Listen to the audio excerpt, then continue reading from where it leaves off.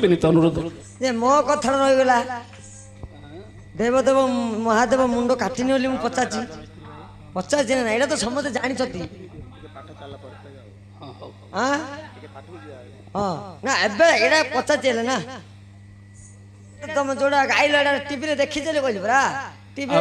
ଟିଭିରେ ଦେଖିଛନ୍ତି ବହିରେ ମଧ୍ୟ ଆରେ ସବୁ ଜାଣିବା କଥାଟା କହିଲି ମୁଁ ସେ ଜାଣିବା କଥାଟା ପଚାରିନଥିଲି। ଆଉ କଣ ଦେବଦେବ ମହାଦେବ ନିଜ ପୁଅର ମୁଣ୍ଡ କାଟି ନଥିଲେ ଆଉ କିଏ କାଟିଥିଲା କୁହ ବୋଲି କହିଛି ନା ଆଜ୍ଞା।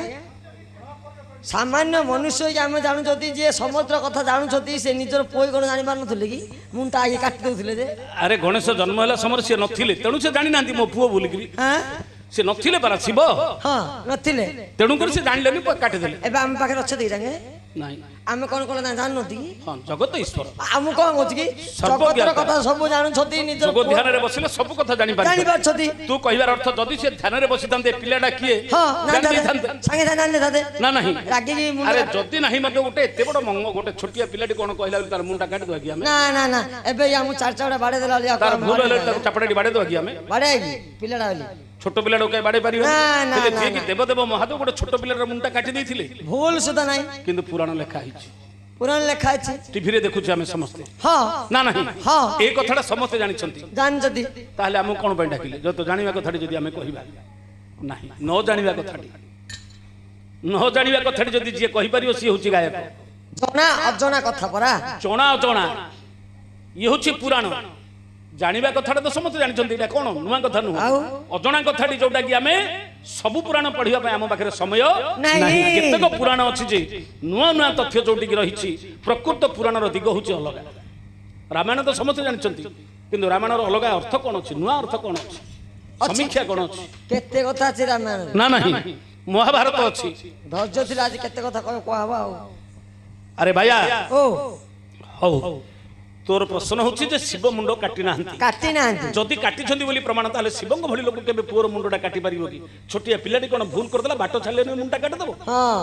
एटा कोन सहज कथा एटा कोन सुष्ट नियम के मानिबे पूजा काहे के ना ना ना महादेव बोली काहे की पूजा करिबे पूरा गोरा छोट पिलाटा मुंड जदि जणे गोटे पिलाटी जदि बड़ लोकटी भेंडियाटी दिबो पिलाटा को मार दो चपड़ाटी गां रे घृणा करिवे ना नाही ताकू निंदा करिवे ना नाही अरे छोट पिलाटा कोन कहला बोली तू ताकू बाडे देलु निंदा करिवे लोक समस्ते जदि देवदेव महादेव गोटे छोट पिलाटी कोन गल हउ जानि नाहंती सत केबे मुंडा जदि काटी देले ताले लोक काहे ताकू पूजा करतांते भूल सुत नाही पुराण लेखा हिची सत किंतु आ गोटे पुराण दाउ काटी दोछि जोटा कि ब्रह्म वैवर्त पुराण शिव काटी नाहंती ताले किमिति कटिछि गणेशंकर मुंड कटिबाटा सत सत न हाथ मुंड लाइथा ताकि न कटि दिले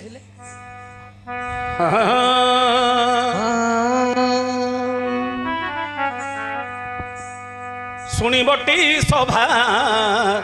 जने मन कर्ण दे गणेश जन्म विषय कहिबा बुझाई कहिबा बुझाई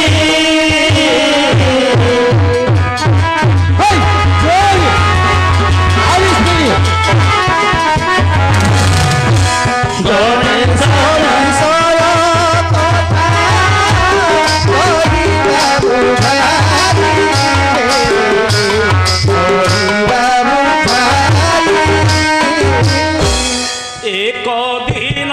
रे पार्वती शिवंकु कहिले पयोव्रत करिबी मु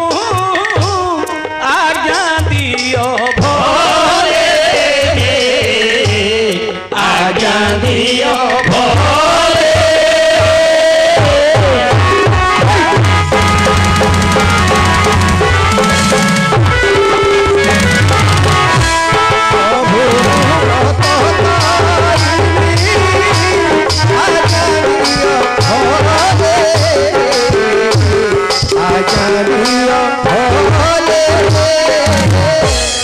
दिने पार्वती हाँ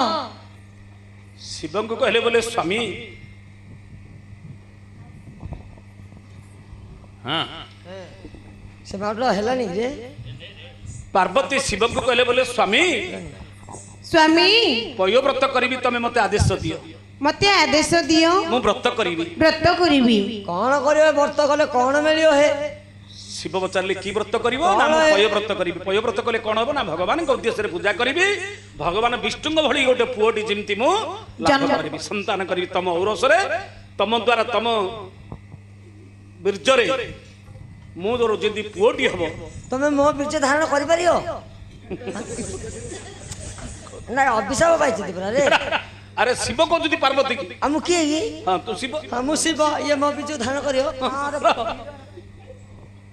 मूर्ख पिला केताड़े वो मन पके दु बाबू मूर्ख पिला यार नानी मिली डाकुदलु काली ए नाट्रे कि ना निया हां मात्र बे शिव पार्वती केतले को लेखा हो नाट्रे माई पहले हवा पड़े गो आ घड़े वाला तो देड़ सस करी मूर्ख पिला हेले पार्वती बोले स्वामी स्वामी मते आदेश दियो मो व्रत आदेश दियो व्रत करिबी आगे ताहा सुनी शिव देखो निश्चय। आनंद कहले आहे जहा व्रत दरकार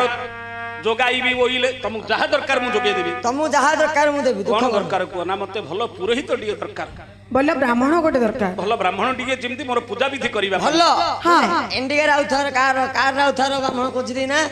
हां ना साइकिल यार नहीं साइकिल वाला नहीं ना चल चली ना बुलेट राउथियो देखिलु नैष्ठिक ब्राह्मण नष्ट ब्राह्मण आले ना वो ये आगे ताहा सुनी शिव देखो आनंद हेले देखिले श्रेष्ठ ब्राह्मण की अछि भाबिले की अछि, खोजिया पड़ियो। सनक सनत कई सनंद ना ना ना सनत कुमार ए जो चारि जण ऋषि देख श्रेष्ठ गटंती तांको भितरु जणकु मु डाकिबिटी ब्रह्मांकर से माने प्रथम संतान भल्ल ब्राह्मण गोटे देखो कोठारु ज्ञानी केही नाही जे जाण हां अच्छो एतिकी देख तहु विचार कले आसो सनत कुमारंकु डाकी आनिले हे ब्राह्मण सुण मोहर वचन ब्राह्मण पणे तुमको करूछि वरण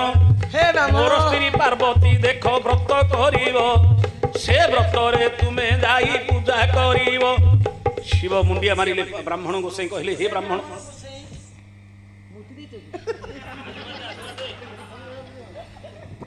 हे ब्राह्मण को सही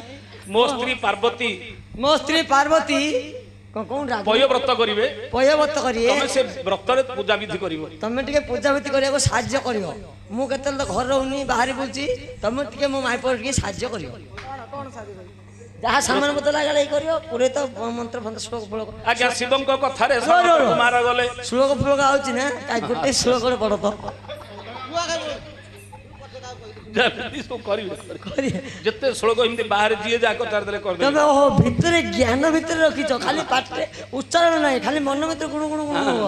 हां अच्छी अच्छी हे मते करबे ले कहते पड़ दे हां आ के शिक्षा दे हां मंत्र टिके मंत्र विष्णु विष्णु बारम स्वाहा ए श्लोक जाओ बुझा बुझी ब्राह्मण श्लोक बुझी पारिया आज्ञा ब्राह्मण पणे सनत कुमार को बरिले सनत कुमार देख पूजा जे कहले पूजा सरिला परे जे दक्षिणा मागिले हे पार्वती दक्षिणा मते दियो बोइले सनत कुमार कहले बोले देवी तमर तो व्रत सरिला व्रत सरिला। वर्तमान मोर दक्षिणा देले मु चाली जीवी दक्षिणा दे मु चली जीवी से कहले कोन दक्षिणा दरकार किंतु कौन मागुछ स्वामी मोर स्वामी घरे नाहंती अल्प समय अपेक्षा कर आसिले तुमको मु दक्षिणा दक्षिण देवी ताहा सुनी सनत कुमार बोलंती वचन गोटिए कथा देवी एबे रख गो मन जेबे पूजा विधि जे करिवो जदि ब्राह्मण को संगे संगे दक्षिणा न देबो से पुण्य ब्राह्मण साथी रे जीवो जीवो एटा गोटे शिक्षा कथाटी आपण जानि थांतु पूजा विधि सरिला परे पूजा सरू सरू जदि दुर्गा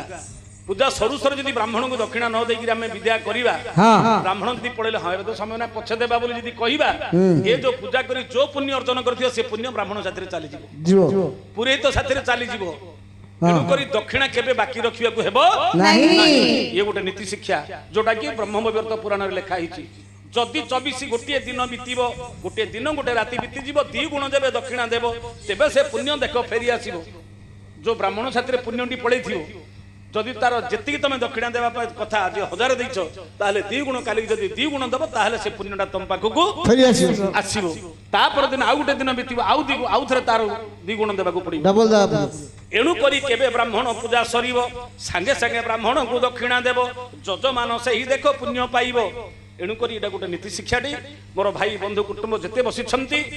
ଯେକୌଣସି ଆପଣ ପୂଜା କର୍ମ କରନ୍ତୁ ପୂଜା ସରୁ ସରୁ ବ୍ରାହ୍ମଣଙ୍କୁ ଦକ୍ଷିଣା ଦେବ। ଯଦି ବ୍ରାହ୍ମଣ ଫେରିକିରି ପଳେଇଲା ପୂଜା ସରିଲା ପରେ ଯଦି ଦକ୍ଷିଣା ଦେଇନେ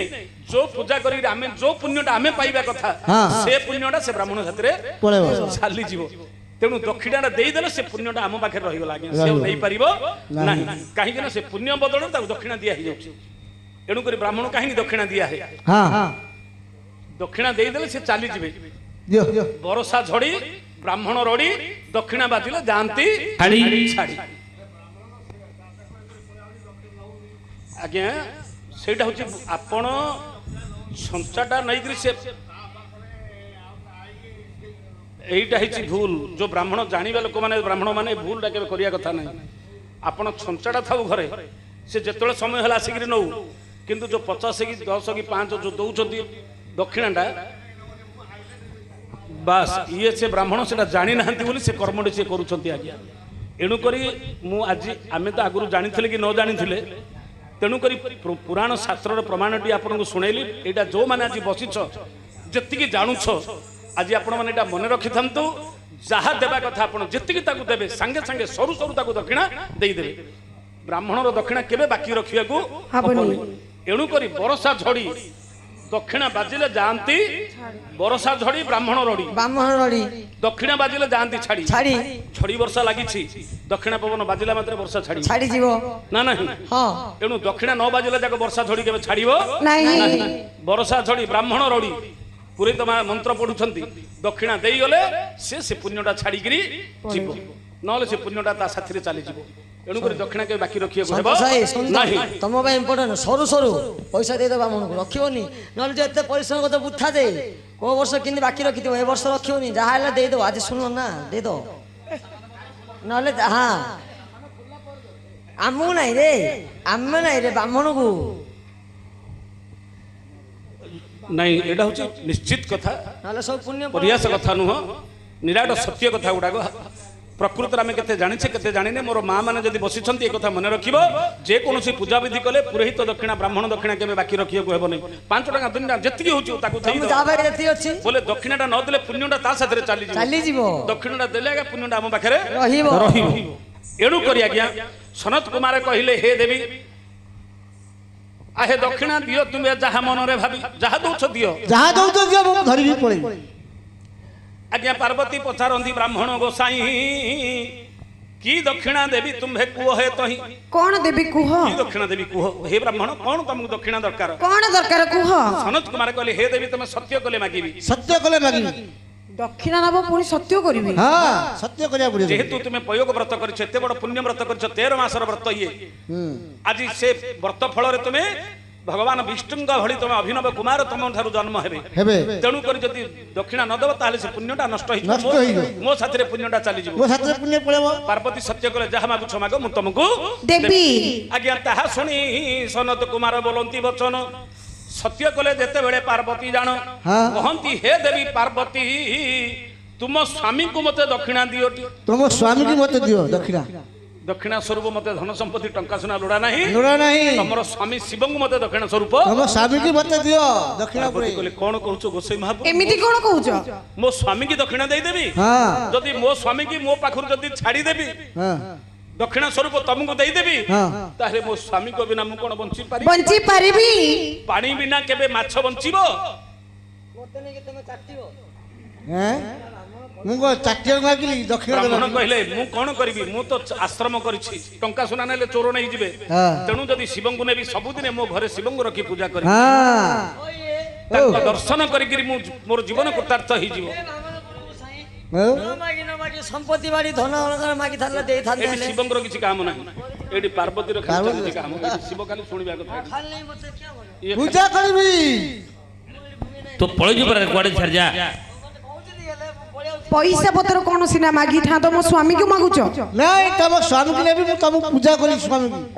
ତମ ସ୍ୱାମୀକି ନେଇକିରି ମୋ ଘରେ ମୁଁ ରଖିବି। ମୋ ଘରେ ରଖି ପାର୍ବତୀ ବୋଲେ ହେ ଗୋସାଇ ମହାପୁରୁ, ହେ ଗୋସାଇ ମହାପୁରୁ, ସ୍ୱାମୀଙ୍କ ବଦଳରେ ତମେ ଯାହା ଧନ ସମ୍ପତ୍ତି ମାଗିବ ଦେବି, ଦେବି କିନ୍ତୁ ମୋ ସ୍ୱାମୀକୁ ଦେଇପାରିବିନି। ସ୍ୱାମୀକୁ ନାହିଁ। ଠିକ ଅଛି, ଯଦି ସ୍ୱାମୀଙ୍କ ବଦଳରେ ତମେ ଯେତେ ଧନ ଦରକାର ଦବ ତାହେଲେ ଦିଅ। ଆଜ୍ଞା ଦେଖ ତରାଜୁ ଗୋଟିଏ ଆଣିଲେ, ଗୋଟିଏ ପଟେ ଶିବ ବସିଲେ, ଆଉ ଗୋଟିଏ ପଟେ ସୁନା ଅଳଙ୍କାର ସବୁ ରଖିଲେ। ଆଜ୍ଞା କୁବେରପୁର ରହେ ଧନ ସରିଗଲା, ଶିବଙ୍କ ସହିତ ଧନ ସମାନ ରହିଲା। ଗୋଟେ ତରାଜୁରେ ରଖା ହେଲା, ଗୋଟିଏ ପଟେ ଶିବ ବସିଲେ, ଆଉ ଗୋଟିଏ ପଟେ ସବୁ ଟଙ୍କା ସୁନା ଅଳଙ୍କାର କୁବେର ଭଣ୍ଡାର ଜାଗା ଆଣିକି ଥୋଇଦେଲେ। ହେଲେ ମଧ୍ୟ ଶିବଙ୍କ ସହିତ ସମାନ ହେଲା ନାହିଁ। ଆଜ୍ଞା ସେ ସମୟ ପାର୍ବତୀ ଯେ ବିକଳ ହେଲେ, କି ବୁଦ୍ଧି କରିବି ବୋଲି ନ ଭାବିଲେ, ନାରଦ ମୁନି ଯେ ତହି ପହଞ୍ଚିଲେ, କାହିଁକି ମା ଚିନ୍ତା ଗୋ କରୁଛ ବୋଇଲେ। ପାର୍ବତୀ କହନ୍ତି ଶୁଣ ନାରଦ,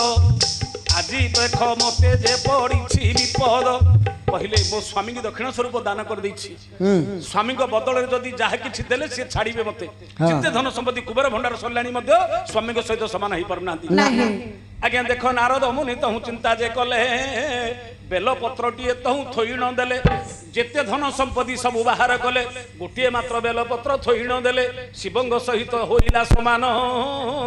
ଦକ୍ଷିଣ ସ୍ୱରୂପ ବେଲପତ୍ରଟିଏ ଦେଲେ ସେ ଜାଣ, ରୁଦ୍ରାକ୍ଷ ମାଳ ଗୋଟିଏ ଦେଲେ ଯେ ଥୋଇ,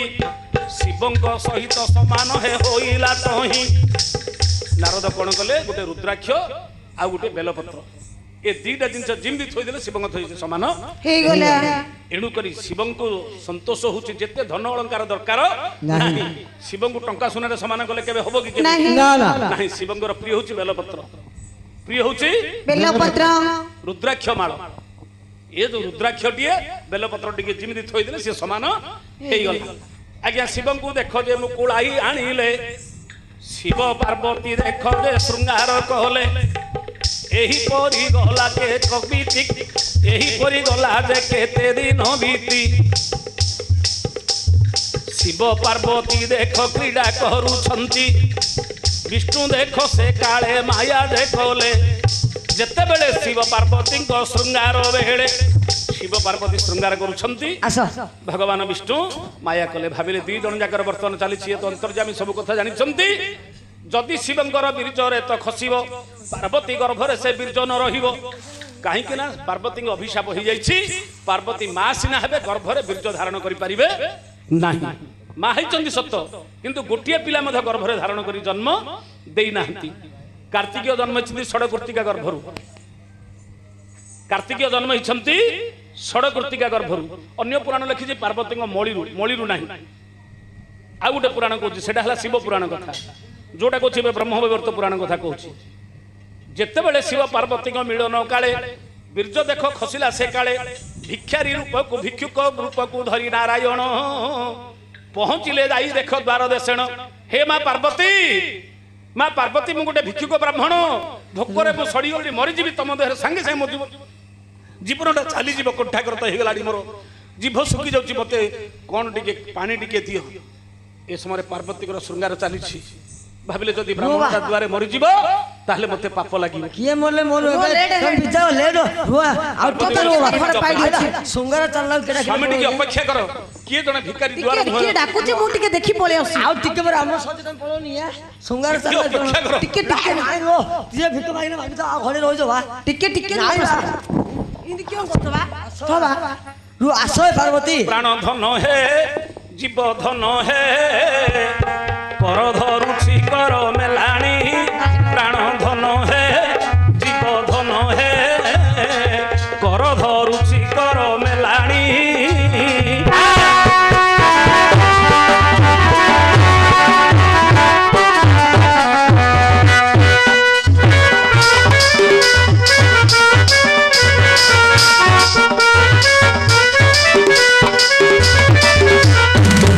ପାର୍ବତୀ କହିଲେ ସ୍ୱାମୀ ମତେ ମେଲାଣି ଦିଅ, କିଏ ଜଣେ ଭିକାରୀ ଡାକୁଛି।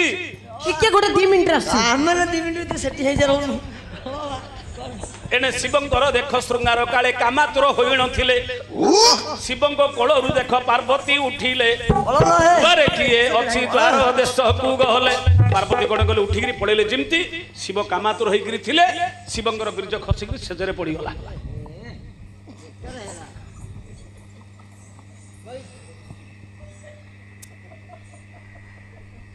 ଦେଖିଲେ ଦ୍ୱାର ଦେଶରେ କିଏ ଆଉ ନାହାନ୍ତି ଅନ୍ତର୍ଯାମୀ ନାରାୟଣ ମାୟା ହେଇଗଲେଣି ଏଣେ ଶିବଙ୍କର ଯେତେବେଳେ ଏ ଯୋଉ ଅମୋଘ ବୀର୍ଯ୍ୟ ଅକ୍ଷୟ ବୀର୍ଯ୍ୟ କୃଷାନୁରେ ତ ଖସିକିରି ତଳ ସେଜ ଉପରେ ପଡ଼ିଗଲା ଏଣେ ପାର୍ବତୀ କୁଆଡ଼େ ଗଲେଣି ଶିବ ଯାଇକିରି ସାଙ୍ଗେ ସାଙ୍ଗେ ଦାଣ୍ଡକୁ ଯାଇକିରି ଦେଖିଲେ କୁଆଡ଼େ ଗଲେ ପାର୍ବତୀ ଟା କୁଆଡ଼େ ଆଇଲେନି କୁଆଡ଼େ ଗଲ ଏଣେ ପ୍ରଭୁଙ୍କର ଦେଖ ମାୟା କଲେ ନାରାୟଣ ସେ ବୀର୍ଯ୍ୟରୁ ପୁତ୍ର ଏକ ହୋଇଛି ଜନମ ସେ ବୀର୍ଯ୍ୟରୁ ପୁତ୍ର ଏକ ଜନମ ହୋଇଣ ସେଜ ପରେ ଦେଖ କରିଛି ଶୟନ ଦ୍ୱାର ଦେଶରୁ ଦେଖ ଫେରି ଆସିଲେ ସୁନ୍ଦର ପୁଅଟିଏ ଶୋଇଛି ଦେଖିଲେ ଶିବଙ୍କର ସେଜରେ ପଡ଼ିଥିଲା ସେ ବୀର୍ଯ୍ୟରୁ ଏ ପିଲାଟି ଜନମ ହେଲା ସ୍ୱାମୀ ଏ ଯୋଉ ପାର୍ବତୀ ଧାଇଁଲେ ଶିବ ମଧ୍ୟ ଦାଣ୍ଡକୁ ଧାଇଁଲେ କି ଆସିଲା ଭିତରେ ଦେଖିଲେ ଗୋଟେ ପିଲାଟି ସେ ବୀର୍ଯ୍ୟରୁ ଜନ୍ମ ଇଏ କିଏ ପିଲା କାହାର ପିଲା କାହାର ମାଇ ପସିନା ମୋର ପିଲା ମୋର ନାହିଁ ପିଲା କାହାର ଏ ପିଲାଟି ସଦ୍ୟ ଶୌଚ ପୁତ୍ର ଜନ୍ମ ହେଇଛି ଏବେ ଇଏ 5 ମିନିଟ୍ ହବ ଦାଣ୍ଡରୁ ଆସୁ ଆସୁ ତମେ ପିଲାଟି ଗୋଟେ ଶିବ କହିଲେ ବୋଲି ପାର୍ବତୀ ওই তো যোগ ধ্যান দেখো ପାର୍ବତୀ ତମେ ସିନା ଛାଡ଼ି ଚାଲିଗଲ ସେ ସମୟରେ ମୋର ବୀର୍ଯ୍ୟ ପତନ ସମୟ କଣ କରିବି ଆଉ ତମେ ଚାଲିଗଲେ ସେ ବୀର୍ଯ୍ୟ ତମେ ଗର୍ଭରେ ଧାରଣ କରିଥାନ୍ତ କିନ୍ତୁ ଦୈବର ବିଡ଼ମ୍ବନ ତମକୁ ତ ଅଭିଶାପ ହେଇଯାଇଛି ତେଣୁ ସେ ବୀର୍ଯ୍ୟ ତମେ ଗର୍ଭରେ ଧାରଣ କରିପାରିଲ ନାହିଁ ସେ ବୀର୍ଯ୍ୟ ଖସିକିରି ସେଜରେ ପଡ଼ିଲା ଆଜି ସେ ପିଲାଟା ମୋର ସେ ବୀର୍ଯ୍ୟରୁ ଏ ପିଲାଟି ଜନ୍ମ ହେଇଛି ମୁଁ କହିବିନି ରେ ବାପା ଚଳି ଚଳି ଖାଇଦେବୁ ହଁ ହେଲେ ଆଜ୍ଞା ସେ ପୁଅକୁ ଦେଖ ହେ ପାର୍ବତୀ ଆଣିଲେ ତାହାକୁ ଦେଖ କୋଳରେ ଧରିଲେ କାଠ ଗଲ କାଠ ଗଲେ ବଢିଆ ମା କି ନେଉଲ ମା ଧରି ଧରି ଦେଖ ସେଜରୁ ଦେଖ ପାର୍ବତୀ ତାକୁ ଆଣିଲେ କୋଳ କରି ଦେଖ କଣ କାଇଲା ଓଜନ ହଉଛି କି ଆଜ୍ଞା ଆର ସିନା ହାଇଟ୍ ବଢୁନି କେତେ କେତେ କେଜି ଓଜନ ହବ ମିନିମମ ହବ 70 କିଲୋ ହେଲେ ଆଜ୍ଞା ତାହା ଦେଖି ପାର୍ବତୀ ଆନନ୍ଦ ହେଲେ ବସି କରି ଦେଖ କୋଳରେ ଧରିଲେ ହଁ ବସି କ୍ଷୀର ଟିକେ ଦେଇଦେ ବସିକି କ୍ଷୀର ଟିକେ ଦେଇଦେ ବାହ ହେଡ଼ି ତ ଭାଗ୍ୟରେ ତ କେବେ ଏମିତି ସିନ୍ ଦେଖିବାର ବାହା ଏମିତି ଧନ ଲାଲ ସେ ମୂର୍ତ୍ତି ପକେଇ ପୁତ୍ରକୁ ଦେଖିନ ହେ ଆନନ୍ଦ ପାର୍ବତୀ କୋଳେ ଧରି ତାକୁ ଚୁମନ ଦେଲେଟି ମୋର ବାପ ଧନରେ ଜୀବର ଧନ ବ୍ରତ ଫଳେ ତୋତେ ମୁହିଁ ପାଇଛି ଜାଣ ସବୁ ଦେବତାଙ୍କୁ ପାର୍ବତୀ ଡାକିଲେ ମୋ ପୁଅକୁ ଆଶୀର୍ବାଦ ଦେବ ବୋଇଲେ 33 କୋଟି ଦେବତା ଯାଇ ପହଞ୍ଚିଲେ ଗଣେଶଙ୍କୁ ସମସ୍ତେ ଆଶୀର୍ବାଦ ଦେଲେ ସର୍ବଶକ୍ତିମାନ ତୁମ ପୁତ୍ର ହୋଇବ ସବୁ ଦେବତା ଠାରୁ ସେ ବଳବାନ ହେବ ମହାବଳବାନ ଦେଖ ତୁମ୍ଭ ପୁତ୍ର ହୋଇବ ଗଣଙ୍କ ମଧ୍ୟରେ ସେ ତ ଈଶ ହୋଇବ ତେଣୁ ଗଣ ଈଶବ ଗଣେଶ ନାମ ହୋଇବ ତାର ସର୍ବଦେବା ଦେବୀ ନାମ ଦେଲେ ସେଠାର ଦେବତା ମାନେ ଏକାଠି ହେଲେ କହିଲେ ଏ ପୁଅ ସବୁଠାରୁ ବଳବାନ ହବ ଯେତେ ରୁଦ୍ରଗଣ ଦେବତା ଗଣ ମାନବ ଗଣ ଯେତେ ଗଣ ଅଛନ୍ତି ସବୁ ଗଣଙ୍କ ଭିତରେ ଇଏ ଈଶ ହବ ଏଣୁକରି ତା ନାଁଟି ହବ ଗଣ ଈଶ ବା ଗଣେଶ ଈଶ ବୋଲେ ରାଜା ଯେତେ ଗଣ ଅଛନ୍ତି ରୁଦ୍ରଗଣ ଦେବଗଣ ମାନବଗଣ ଦୈତ୍ୟଗଣ ଯେତେ ଗଣ ଅଛନ୍ତି ସଂସାରରେ ସମସ୍ତଙ୍କ ଉପରେ ଈଶ ଅର୍ଥାତ୍ ଗଣ ଈଶ ଏଣୁ ସମସ୍ତଙ୍କର ପୂଜାରେ ଅସୁର ମାନେ ପୂଜା କଲେ ଗଣେଶଙ୍କୁ ଡାକିବେ ଦେବତା ମାନେ ପୂଜା କଲେ ଗଣେଶଙ୍କୁ ଡାକିବେ ମାନବ ମାନେ ପୂଜା କଲେ ମଧ୍ୟ ପ୍ରଥମରେ ଗଣେଶଙ୍କୁ ପୂଜା ହେଲେ ଅନ୍ୟ କାହାକୁ ପୂଜା ଦେବତା ମାନେ ଆଶୀର୍ବାଦ ହେଲେ କିନ୍ତୁ ଜଣେ ଦେବତା ସେଠାକୁ ନ ଆସିଲେ 33 କୋଟି ଦେବତା ସମସ୍ତେ ଆସିଲେ ପାର୍ବତୀ ଦେଖିଲେ ଜଣ ଜଣ ଯେ ସମସ୍ତେ ଆସିଛନ୍ତି କିନ୍ତୁ ଜଣେ ଆସିନି ମନ ଭିତରେ ଭାବିଲେ କାହିଁକି ସିଏ ଆସିନି ସେ ଦେବତା ସେ ଜଣକ କିଏ ନା ସବୁ ଗ୍ରହ ମଧ୍ୟରେ ନବଗ୍ରହ ଜାଣ ନବଗ୍ରହ ମଧ୍ୟରେ ଶନି ଅଟେ ଅନ୍ୟତମ ଏ ନବଗ୍ରହ ମଧ୍ୟରେ 8 ଗ୍ରହ ଆସିଲେ କେବଳ ଶନି ଗ୍ରହ କିପା ନ ଆସିଲେ ଦେଖିଲେ ଯେ ସବୁ ଦେବତା ଆସିଛନ୍ତି କିନ୍ତୁ ଶନି ଗ୍ରହ ଆସିନାହାନ୍ତି ଶନି ଆସିନାହାନ୍ତି ପାର୍ବତୀ ଡାକିଲେ ଶନି କି କହିଲେ ହେ ଶନି କଣ ହେଲା ମତେ ଆଶୀର୍ବାଦ ଦେବାକୁ ଆସିନ ମୁଁ ଯାଇ ପାରିବିନି ମା ତମେ ବହି କହିବ ନା ଠିଆ କହିବ ପୁଅକୁ ଧରୁଛ हे ମା ମୁଁ ଯାଇପାରିବିନି ମତେ କ୍ଷମା କର ମା କାହିଁକି ଆସିପାରିବନି ମୁଁ ଯାଇପାରିବିନି କାହିଁକି ମୁଁ ଗଲେ ତମର ଅଘଟଣା ଘଟିବ କଣ ଘଟଣା ହବ? ଯୋଉ ଘଟଣା ଘଟିବ ତମେ ଦୃଶ୍ୟରେ ଜାଣିପାରିବନି କଣ କହୁନାହାନ୍ତି ମୋ ନାଁ କଣ ଜାଣିଛ ଶନି ଶନି ମୁଁ ଗଲେ ତମକୁ ଶନି ଦଶା ପଡିଯିବ ସେଥିପାଇଁ ଯିବିନି ତେଣୁ କରି ମୋର ଦୃଷ୍ଟି ଯା ଉପରେ ପଡିବ ତାହାର ଦେଖ ଅମଙ୍ଗଳ ହେବ। ଶନି କହିଲେ ମୋ ଦୃଷ୍ଟି ଯା ଉପରେ ପଡିଯିବ ପଡିଯାଏ। ଅମଙ୍ଗଳ ହେବ। ଯେହେତୁ ମତେ ଅଭିଶାପ ହେଇଯାଇଛି ହେଇଯାଇଛି ମତେ ଅଭିଶାପ ହେଇଛି ଏଣୁ କରି ଯାହା ଉପରେ ଶନି ଦୃଷ୍ଟି ପଡିଲା ସେ କେବେ ମଧ୍ୟ ତିଷ୍ଠିବ ନାହିଁ। ତମର ପୁଅଟିଏ ଜନ୍ମ ହେଇଛି ଯଦି ମୋ ଦୃଷ୍ଟି ପଡିଗଲା କାଳେ କିଛି ଅଘଟଣ ଘଟିଯିବ ତାହେଲେ ତମେ ମତେ ନିନ୍ଦା କରିବ। ପାର୍ବତୀ କହିଲେ ନାଇଁ ନାଇଁ କଣ କଣ ତମକୁ କିଏ ଅଭିଶାପ ହେଇଛି କିଏ ଦେଇଛି କହୁନା କୁହ କିଏ ଅଭିଶାପ ଦେଲା ତମକୁ? ମୁଁ ଜାଣିଛି କି ତୁ କହିଲେ ମୁଁ କହିବି ନା ଆଉ ସିନ୍ କରୁଛି ବୋଲି କଣ ସବୁ ଯାକ ଘୁଷି ଦେଇଛି ନା କି ତୁ କହିଲେ ମୁଁ କହିବି ଖାଲି ଘୁଷି ପାରିଲୁନି। ହଁ। ଶନି ଦେବତା କହିଲେ ହେ ମା ପାର୍ବତୀ ହେ ମା ପାର୍ବତୀ ମୋର ସ୍ତ୍ରୀ ହଉଛି ତେଜସ୍ୱିନୀ ତେଜସ୍ୱିନୀ ଚିତ୍ରରଥଙ୍କର କନ୍ୟା ତେଜସ୍ୱିନୀକୁ ମୁଁ ବିବାହ କରିଥିଲି କରିଥିଲି କିନ୍ତୁ 7 ଦିନ ଯେତେବେଳେ ତାର ମାସିକ ଧର୍ମ ପରେ ଯେତେବେଳେ ସେ ପୁଂସବନ ହେଇକରି ମୋ ସହିତ ମିଳନ ହେବାକୁ ଆସିଲା ସେ ସମୟରେ ତାକୁ ମୁଁ ପ୍ରତ୍ୟାଖ୍ୟାନ କରିଦେଲି। ସେ ଅଭିଶାପ ଦେଲା ଯେ ଏମିତି ସମୟରେ ମୁଁ ବିରହ ସମୟ କାମ ବାଧା ନେଇକରି ମୋର ଆଜି ପୁଂସବନ ମାସିକ ଧର୍ମ ଆଜି ଯେହେତୁ ଆଜି ସୁଦର୍ଶନ କରି ତମ ପାଖକୁ ଆସି ମତେ ତମେ ଅନେଇଲନି ମତେ ତମେ ତିରସ୍କାର କରିଦେଲ ଏଣୁ ତମକୁ ଅଭିଶାପ ଦେଉଛି ତମ ଦୃଷ୍ଟି ଯା ଉପରେ ପଡିବ ସିଏ ଜଳିଯିବ। ଆଜି ଯୋଉ କାମ ଜ୍ୱାଳାରେ ମୁଁ ଆଜି ଦହରିଚେ ହେଉଛି ମୋ ଜୀବନ ଆଜି କଷ୍ଟ ହେଉଛି ତମ ଅଭିଶାପ ଦେଉଛି ତମ ନେତ୍ର ଯା ଉପରେ ପଡିଯିବ ସେଠି ଅଘଟଣ ଘଟିବ ସିଏ ଜଳିଯିବ। ଜଳିଯିବ ଏ ଅଭିଶାପଟା ତମେ ଭୋଗ କରିବ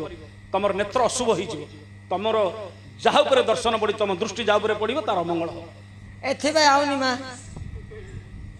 ପାର୍ବତୀ ବୋଲେ ନାଇଁ ନାଇଁ କଣ ସ୍ତ୍ରୀଟା କହିଦେଲା ବୋଲି କଣ ସତ୍ୟ ତା ଏଇଟା କଣ ଫଳିଯିବ ନା କଣ ଆଚ୍ଛା ଆଚ୍ଛା ହେଲେ ମତେ ଆଜ୍ଞା ପାର୍ବତୀଙ୍କ କଥାକୁ ଭାଙ୍ଗି ନ ପାରିଲେ ଆଉଛି। ପାର୍ବତୀଙ୍କ ପାଖରେ ଛିଡା ହୋଇ ମୁଣ୍ଡ ପୋତିଲେ ମୁଣ୍ଡ ପୋତି ରହିଲେ ସିନା ଅନେଇଲେ ନାହିଁ ସେ କହିଲେ ମୋ ପୁଅକୁ ତମେ ଟିକେ ଦେଖ।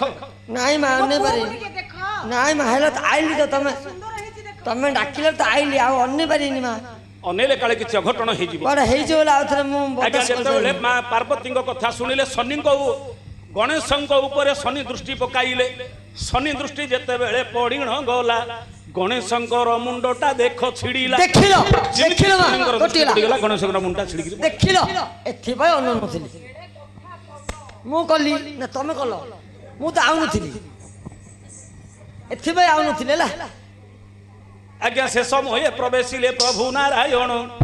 ପହଞ୍ଚି ଗଲେ ଦେଖ ହେ ଦେବତା ଗଣ କେତେ କଥା ହେଲା ବୋଲି ମନେ ଭାବିଲେ କେତେ କଥା ହେଲା ବୋଲି ମନେ ଭାବିଲେ ଗଣେଶଙ୍କ ମୁଣ୍ଡଟା ଛିଡ଼ି ଗଲା ଭଲେ ଆଜ୍ଞା ସେ କାଳେ ଦେଖ ଶିବ ନନ୍ଦୀକୁ ପଠାଇଲେ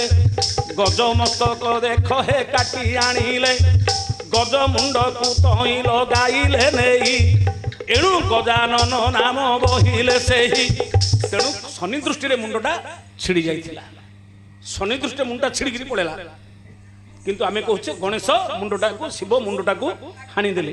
କିନ୍ତୁ ବ୍ରହ୍ମବିବର୍ତ୍ତ ପୁରାଣ କାଟୁଛି ଯେ ଶନି ଦୃଷ୍ଟି ଯା ଉପରେ ପଡ଼ିଯିବ ସିଏ ଭସ୍ମ ହେଇଯିବ ତେଣୁକରି ଯୋଉ ମୁଣ୍ଡଟାକୁ ମୁହଁଟାକୁ ଅନେଇଦେଲେ ଦୃଷ୍ଟିଟା ପଡ଼ିଗଲା ସେ ମୁହଁଟା ଜଳିଗଲା କଣ ଦିଟା ଶନି ଦଶା ପଡିଯାଇଛି ଶନିଙ୍କର ଦୃଷ୍ଟିରେ। ତେଣୁ ହାତୀ ମୁଣ୍ଡଟି ଲଗେଇଲେ ପାର୍ବତୀ କ୍ରୋଧ ହେଇକିରି କହିଲେ ହେ ଶନିଶ୍ଚର ଆଜି ତମ ପୁଅ ତମ ଯୋଗୁ ମୋ ପୁଅର ମୁଣ୍ଡଟା ଆଜି କଟିଗଲା ଅଭିଶାପ ଦେଉଛି ତମେ ଅଙ୍ଗହୀନ ହେଇଯିବ ଅଙ୍ଗହୀନ ହବ କ୍ଷୀଣ ହେଇଯିବ କ୍ଷୀଣ ହେଇଯିବ। ସୂର୍ଯ୍ୟ ଦେବତା ରାଗିଲେ ବୋଲେ ମା ପାର୍ବତୀ ତମେ କାହିଁକି ମୋ ପୁଅକୁ ଅଭିଶାପ ଦେଉଛ ମୋ ପୁଅ ତମର କଣ ଅପରାଧ କରିଛି ଆଉ? ତମେ ଡାକିଲ ସିଏ ଆସିଲା ସିଏ ତ ମନା କରୁଥିଲା ଆଉ? ଅଥଚ ତମେ ତାକୁ ଅଭିଶାପ ଦେଲ ଅଙ୍ଗହୀନ ହେଇଯିବ ତାହେଲେ ମୋ ପୁଅକୁ କିଏ ପୂଜା କରିବ ସଂସାରରେ? ପାର୍ବତୀ କହିଲେ ଠିକ ଅଛି ସୂର୍ଯ୍ୟ ଦେବତାଙ୍କର କ୍ରୋଧ ଦେଖି କହିଲେ ଯେ ଅଙ୍ଗହୀନ ନ ହେଲେ ମଧ୍ୟ ଟିକେ ଛୋଟା ହେଇକି ଦୁର୍ବଳ ହେଇକି ରହିବ ସବୁବେଳେ କେତେ କଣ କଲେ ମଧ୍ୟ ତା ଦେହ କେବେ ଲାଗିବ ନାହିଁ ନାହିଁ। ଗଲା ଆଦିଅ ଲାଗିଲେ ମୋର କୁଆଡେ ଲାଗିବ ଅଭିଶାପ ହେଇଯାଇଛି ଆଉ ଏଣୁକରି ଛୋଟା ଗ୍ରହ ହଉଛନ୍ତି ଶନି ଶନି ଶନି ହଉଛନ୍ତି ଛୋଟା ଗ୍ରହ ପାର୍ବତୀଙ୍କ ଅଭିଶାପରେ ଶନି ଛୋଟା ହେଇଗଲେ ତେଣୁକରି ଏ ପୁରାଣ ହଉଛି ବ୍ରହ୍ମବୈବର୍ତ୍ତ ପୁରାଣ ପୁରାଣ ତ ବିଭିନ୍ନ ପ୍ରକାର ଲେଖା ହେଇଛି ଏଣୁକରି ଶିବ ମୁଣ୍ଡ କାଟି ନାହାନ୍ତି ଶନି ଦୃଷ୍ଟିରେ ଶିବ ଗଣେଶଙ୍କର ମୁଣ୍ଡଟି କଟିଛି ହେଲା